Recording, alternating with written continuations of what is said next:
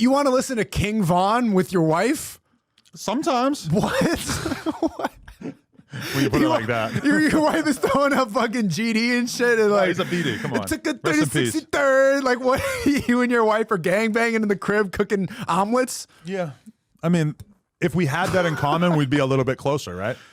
If I knew every single Taylor Swift song, I guarantee she'd feel a little closer to me. She probably never wanted to listen to King Von, but now she actually has a reason to like tell me to turn it off because of the kid. Yeah, you don't want to program your kid with King Von. That's demonic music. I know. Isn't it funny that the guy's his actual serial killer and nobody's trying to cancel him, but like everybody's coming after Andrew Tate for allegations that are not even proven by anything, but an actual serial killer is being celebrated and all these Twitter accounts having his profile picture. Right. No, I can't deny makes no that. sense. It's kind of insane. But what they would say is like, oh, that's his background. He grew up in this environment. So he has I don't know anything about Andrew Tate's upbringing, but I mean, if you were to find out that he was from O Block, I don't think anybody would give him a pass. Andrew was from the projects in Chicago. Really? The same, actually probably pretty close to where King Von's from, but nobody gives him the excuse of that. This needs to be discussed more. 100%. He grew up in the projects. In Chicago and in New England. And then nobody's like, he had a troubled upbringing. No one cares. But when you stay in that degenerate lifestyle and you're a millionaire still banging whatever, I'm O Block, you're 28. Like, what are you doing? Grow up.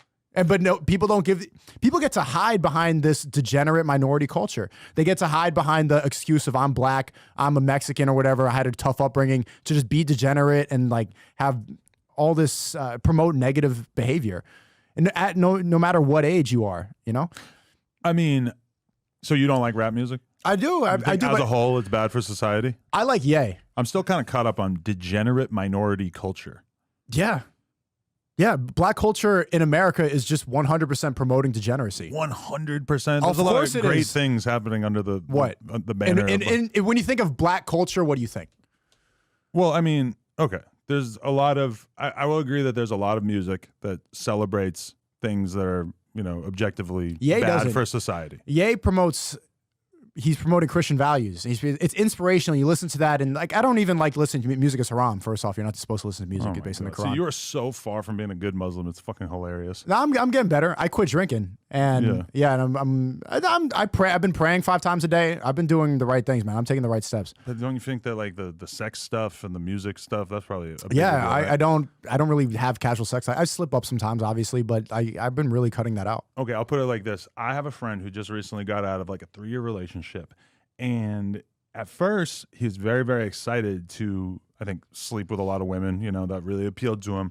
Slept with a few. And then you get bored and you go back to it. And then we had the conversation the other day where he said that he's basically created like a rule for himself, which is that he's not going to sleep with any women that he couldn't see himself potentially being in a relationship. Because it's a waste of time. Yeah, and it's a dirty feeling when you're just hanging out with a girl just to fuck, and then you fuck and you finish, and you're just like, Jesus Christ, what am I doing in this fucking room? You guys are just using each other's bodies, yeah. Yeah, like this is just pointless, and it's a dirty feeling. But when you're a young guy, you know, you just want to fuck so bad that you don't care. Like, you'll just fuck whatever and just deal with the consequences later. But I do think that, like, in terms of your own personal happiness, that is probably a pretty good standard to hold yourself to. And when you step out of that, you realize that that's not appealing at all unless you're intoxicated. Like, you need to be on some, like, Molly, Coke, alcohol, or I was smoking weed. Like, back in college, when I was doing that all the time, I was always intoxicated. What's funny, too, is that they never say that the girls I was with raped me or anything like that, even though I was intoxicated the whole time. They say you can't consent. Whole time. Now that I'm sober, I've been sober for 2 months straight. Nothing. And that whole thing is not, because you don't want to be in the club. It sucks. It's boring. You don't want to listen to the music. People are annoying. You don't want to be in a random girl's apartment if you're not intoxicated because you have things to do. Your mind is too sharp to be in this environment, which is really low energy. Right. Yeah, I don't want to waste my time with that. So is this setting you apart from a lot of your, red pill buddies? Because I've heard like Myron talk about going on multiple dates per day, which I kind of don't even believe. No, it just seems like he's too busy. Like, why would you be doing that? He does. But doesn't that just seem like a massive waste of your time to just be fucking random girls that much? Yeah, it is. I mean, Rolo was here just now. That's the vasectomy guy saying that you should go get a transgender surgery. You should get a vasectomy so that you can have sex with a bunch of women and not have kids, which is literally removing the whole purpose that God gave us to have sex. Does he already have kids? He has kids, yeah. Okay. But he doesn't, I don't even know if he has, I don't know. But he was just telling his audience, get a vasectomy. I saw that.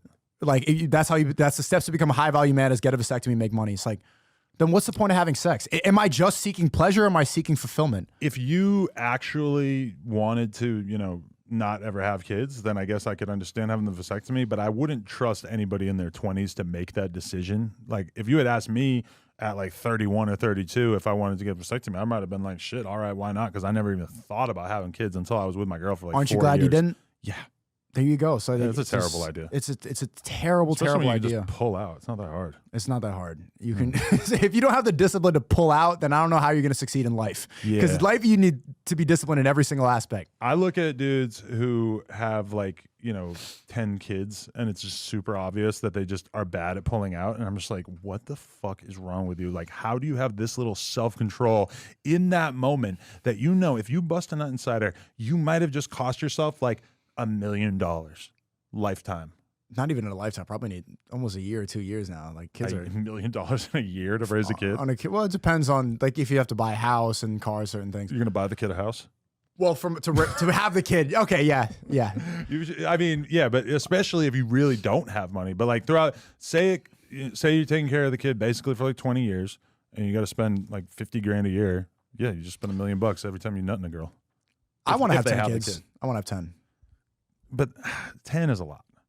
I want 10 over the course of my life. The other day, I had to take care of my kid and my niece and my nephew at the same time for maybe like a half hour. And it just made me realize that taking care of 3 kids at a time or 2 kids is so much exponentially more difficult than taking care of 1 kid. It's fucking insane. It's like juggling, because like 1 kid just starts to get into something and you have to stop them because one of the kids 1, the other kid's 2, my kid's 2.5. And it's just like the amount of attention that it takes to deal with 3 kids like that is just so much worse. Whereas my kid, I feel like I pretty much have her under control. Like, there's only so many things that she could fuck with in the house. But isn't it better if the wife does most of that work? This is why I think it's better to not really, I don't really care about a woman's life experience, or like if you watch a Seinfeld. You just want to stay home and take care of the kids, right?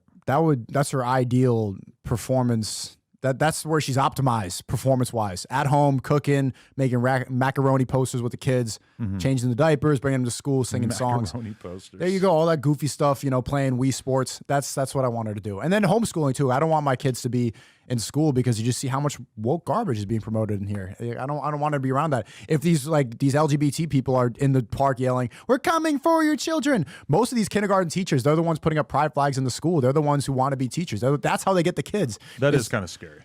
That's what's happening. Like, I think we should be able to agree on a curriculum and a culture at schools that is not deeply offensive to the more conservative parents, right? Yeah, that's just called homeschool.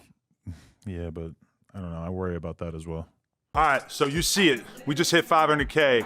You know what that means? That means you gotta subscribe and get us to 600K, because we are dangerously close to 666K. Let's go.